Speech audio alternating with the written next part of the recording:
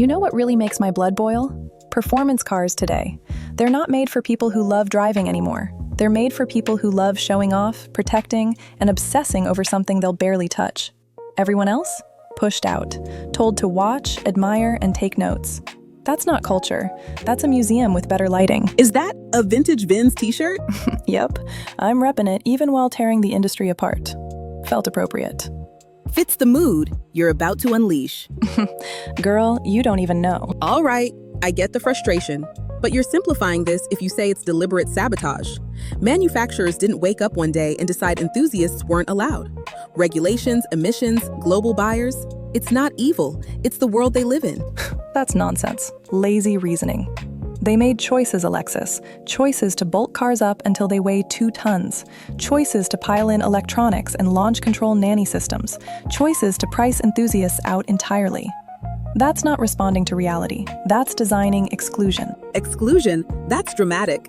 Enthusiasts didn't vanish. They just lost the easiest access. Lost? No, they were hoved out. Every time someone defends this as progress, it's ignoring the people left behind. People grind, save, obsess, and still get told, sorry, not for you. That's not evolution. That's theft of passion in slow motion. You're romanticizing the past. Cars were expensive then too. Perfect or not, people could participate. There was an entry path. Now it's extreme wealth or nothing. And defending that as progress? Stupid. Deluded. Engineered? You make it sound like there's a secret board meeting plotting the downfall of enthusiasts. Not secret. Obvious. Watch the advertising. Watch the product launches. Watch who they're actually targeting. People who will never have to worry about depreciation, insurance, or scratch marks. That's who these cars are designed for. Okay, let's get real. Ownership. Price isn't the only barrier. Insurance alone kills the dream. You scrape together enough for a car, and suddenly insurers act like you're committing a felony just for existing. Exactly. Finance doesn't help.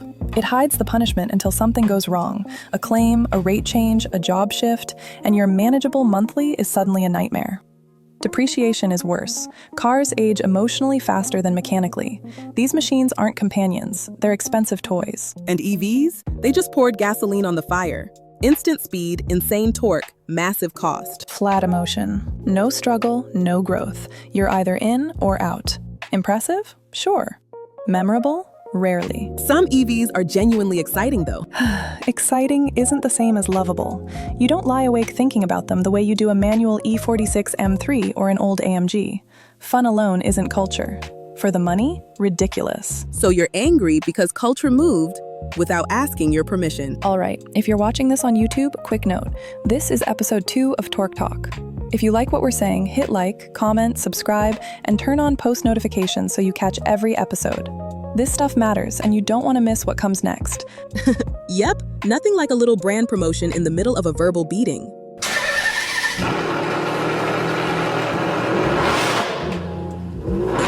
Back to it. Scarcity. The second someone says, don't add miles, the soul is gone. You're not bonding with the car, you're babysitting it. Every mile feels like a crime. Every mod feels illegal. That's not culture, that's Instagram-safe museum lighting. Exactly. And the worst part, everyone defends it. Value goes up. It's an investment. Meanwhile, the people who actually drive cars are priced out.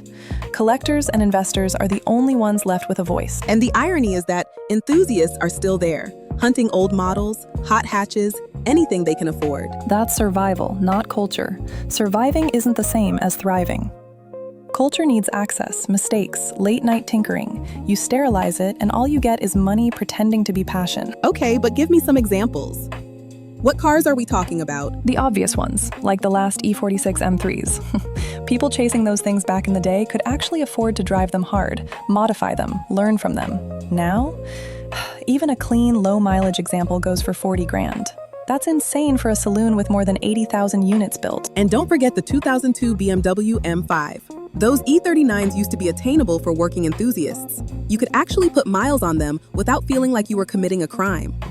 Today, a well-kept one costs upwards of 60 grand, and that's before you start thinking about servicing, insurance, or tires. Exactly.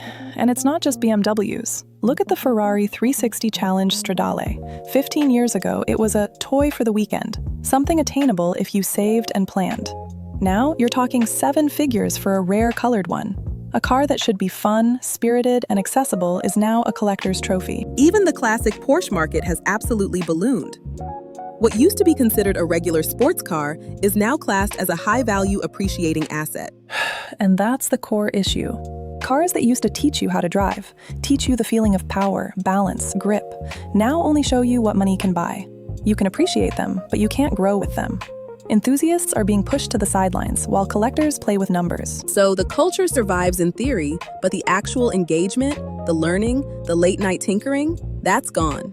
Exactly. And unless we push back, unless people actually drive and modify these cars again, that's gone for good. The legacy is being locked behind bank accounts and auction paddles. Ugh, girl, you are being overly dramatic. Yes, classics and modern classics are increasing in value, but what are we supposed to do? Ban everyone from buying cars they really want? That's you being dramatic because you don't like how the world moved on without asking your permission. I don't buy that doomsday crap. There is no way you just said that. You're calling me dramatic for thinking the wider car community deserves better? Girl, you are deluded. All right, cool. Answer me this then. Pushback sounds noble, but it ignores how brutal the reality actually is. Pushback how? By driving a six-figure car harder and tanking its value?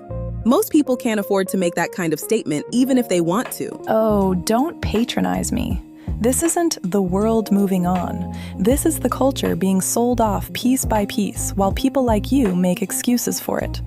You're defending a system that rewards hoarding and punishes use, and then acting shocked when everything feels dead. Because I live in reality, reality is bills, insurance, depreciation, responsibility. Not everyone wants to drive their pride and joy into the ground just to prove they're a real enthusiast to someone yelling into a microphone. I'm not saying I agree with it. I just understand where people are coming from. That's a cheap way out, and you know it. Responsibility didn't suddenly appear in the last decade. People used to take risks because the reward was worth it. Now the reward is, what? A slightly higher auction estimate? That's pathetic. What's pathetic is pretending everyone should martyr their finances just to keep your idea of culture alive. Easy to say when it's not your money on the line. Bullshit. That's exactly the point. It used to be possible to put your money on the line without destroying your future. Now, one scratch turns into a 5-figure panic attack. That didn't happen naturally. It was engineered. Oh, here we go. Engineered, as if there's some shadow council deciding who gets to enjoy cars. Don't play dumb. Dealer markups, artificial scarcity, hype cycles, finance influencers calling cars stores of value. Honey, that didn't fall from the sky. People fed it, defended it, and now they're surprised the hobby feels like a museum. You're still ignoring the fact that people want this. They want exclusivity. They want something rare. That's human nature. No, rich people want exclusivity. Enthusiasts want connection, and those are not the same thing, no matter how hard you try to blur them together. That's such a cheap shot.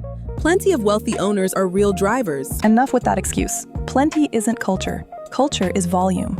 Culture is seeing these cars out in the rain, at night, slightly rough around the edges, not hidden behind battery tenders and Instagram captions about preserving history. So what? Everyone who cares about resale is the enemy now? You are making less and less sense the more I talk to you. If resale value dictates how you use the car, yes, absolutely. The moment money has more control than curiosity, you've already lost. That's an insane standard.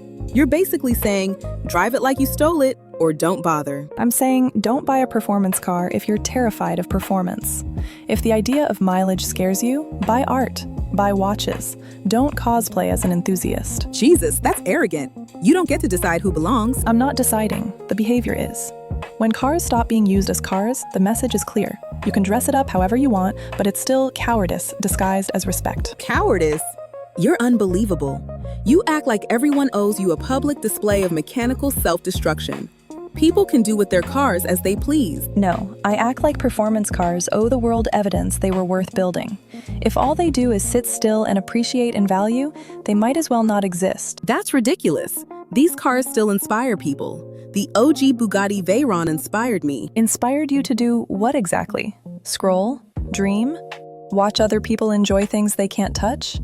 Inspiration without access is just frustration with better lighting. So what's your master plan then? Burn the auctions? Shame owners into track days?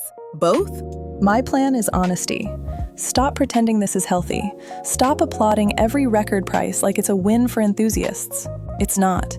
It's a win for money. And money doesn't care if the culture survives. Damn, girl. We're only 2 episodes into this podcast, and you're acting like this is the absolute be-all or end-all for car enthusiasm. It is the end of something. The end of an era where passion could outrun wealth. And if you can't admit that, you're either deluded or too comfortable to notice. Or maybe I just don't need to scream apocalypse to feel relevant. And maybe you're so busy being reasonable that you've forgotten how angry people are supposed to be when something they love gets taken away quietly. Taken away? No one took your keys. They priced the door shut and smiled while doing it. You make it sound like war. It is, just not the kind with explosions. It's slow, polite, and devastating. And the worst part? People like you keep asking everyone to calm down while the ground disappears under their feet. Maybe because screaming doesn't really solve anything, nor does shouting at your co-host. I'm sorry for the level of aggression, but I just can't stay silent. Silence is exactly what turned performance cars into toys for the rich. So you want wealthy people fighting each other then? Because that is what it sounds like. I want engines being used instead of worshipped. I want mistakes back. I want risk back. And if that makes people uncomfortable, good. Comfort killed this first. Wow, you went through all that emotion just to say that you want people to drive their cars more. Alexis, you know damn well that isn't the only thing I want. Are you trying to rage bait me? I'm not trying to rage bait you. I just want to know why you're so furious about how wealthy people spend their money. Look, people can spend their money however they like. I don't care about that. What I do care about is how people think it's okay to single-handedly screw up an entire economy just for their pleasure. You're saying people can spend their money however they like, but at the same time, you're also giving them stick for it. Like, which one is it? Whose side are you on? I'm on the side of preserving history, as well as making it accessible for all. I want everyone to not only enjoy motoring history, but to experience it. You can't tell me I'm wrong. I can't argue with you there. Seriously, we shouldn't be fighting about this. We should be fighting the cause together. Don't you agree with me? Yeah, I do agree with you. I think it may be time for some market intervention. Market intervention? What you talking about, girl? This ain't a finance podcast. You say that it's not a finance podcast, yet we're out here having a heated debate on who should spend their finances on what. Seriously though, something needs to be done in terms of controlling the market prices. I'm not sure if there's a way of doing that, however. I am sure of one thing though. Oh yeah? What's that? There used to be a middle. Not rich collectors, not broke dreamers. Just people who stretched a bit, lived with the compromises, and made it work. There used to be a solid middle ground of performance cars available for the above-average person. I think I may have an idea on what specific cars you're talking about. Care to share? Sure, there was the Aston Martin DBS, the Audi R8, the M3 CSL, and pretty much every Japanese sports car from the 90s. You mean every Japanese performance-oriented sports car, right? Because that's exactly what I had in mind. Yep, R34 GTR, Mark IV Supra, Mitsubishi Evos, like the list goes on and on. Even the R35 GTR was way more affordable. That's also very true. Try buy a 2023 GTR from factory and you're spending 100 grand minimum. Exactly. And that middle didn't disappear because they stopped caring. It disappeared because every mistake became unforgivable. One blown engine, one insurance claim, one market swing, and you're out forever. So now, nobody learns. Nobody recovers. It's either 70K for an entry sports car or 200 grand for a Datsun or an R8. Right. The culture didn't die screaming. It died because people got scared of failing at it. That's bleak. Good. It should be. Because pretending everything is fine is the most deluded thing anyone can do right now. You really think I'm part of the problem? I thought we made up. If you're more comfortable defending the system than questioning it, yeah, you are. That's a hell of an accusation. So is turning passion into property. You're impossible. And you're complacent. Well, guys and girls, if you liked what you heard, don't forget to like, comment, and subscribe. I guess this is where we're leaving this week's episode. Yeah, right where the culture is. Mid-argument, out of time, and priced out. Anna, you're gonna get us taken down before we even get anywhere. I stand up for what's right, girl. You're either with me or against me. I can respect that. Then do so.